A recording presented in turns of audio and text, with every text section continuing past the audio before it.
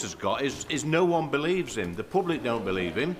The MPs on this side of the House don't believe him. His own gullible backbenchers don't believe him. So does the Prime Minister agree with me? He's been lying. Prime Minister, please. Sorry, we don't use those words, and I'm sure the member's withdrawn it.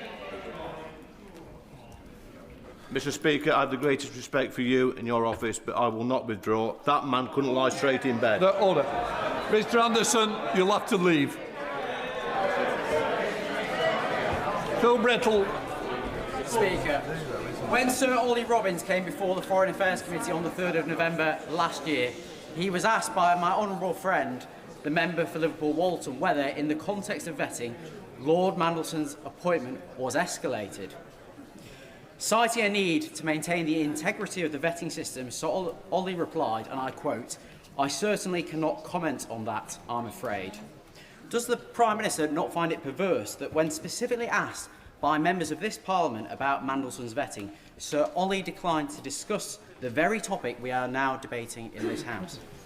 Prime Minister. Well, I've read that evidence, and it remains my strong view that the recommendation of UKSV could and should have been shared with me, and could have and should have been shared with the Foreign Secretary, and thus with the Select Committee, and it should have been.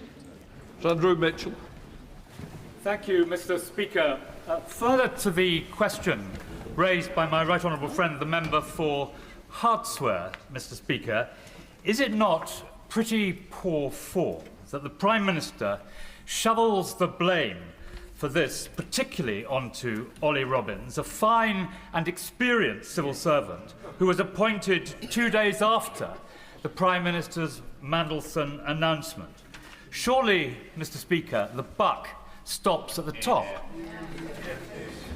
Prime Minister. Can I say again, Sir Ollie Robbins has had a distinguished career, and I've worked with him over a number of years. Nonetheless, he could and should have shared this crucially relevant information with me before Peter Mandelson took up his post, and he should have done at various points after that. And it was because of that that I lost confidence in him. That doesn't mean he hasn't got a distinguished career. He does have a distinguished career. Sir Davey. Thank you, Mr. Speaker, and I thank the Prime Minister for his statement. I know the Prime Minister is aware that public confidence in politicians needs to drastically improve in order to retain the public's trust. With this in mind, Reform has been accepting donations from millionaires in cryptocurrency, making it difficult to trace who actually funds them. Does the Prime Minister agree that Reform relying on millionaires' dodgy cryptocurrency is a security risk? Mr. Speaker, we've taken a number of measures in relation to crypto. Relevant, don't worry, let's move on. Stephen Bartley. Thank you, Mr. Speaker. In the readout of the Prime Minister's meeting on the 15th of April on vetting, it says, and I quote, "There is no evidence that the decision to grant DV, despite the UKSV advice, had been disclosed to anyone outside FCDO and UKSV until the vetting document itself was shared with the Permanent Secretary of the Cabinet Office."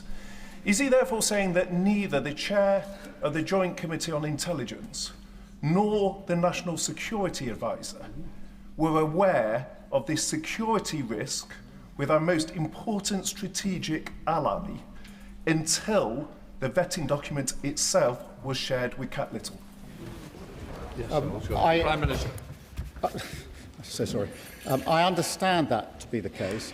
Obviously, no, I'm only saying that it wasn't my decision to withhold it. I understand, if I've understood Sir Ollie's position correctly, that his argument is he can't share it, or he couldn't share it with anyone. With anyone. That's as I understand it.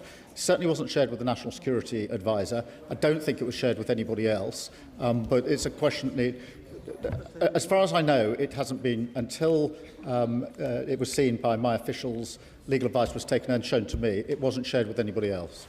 Rinder Singh Joseph. Thank you, Mr.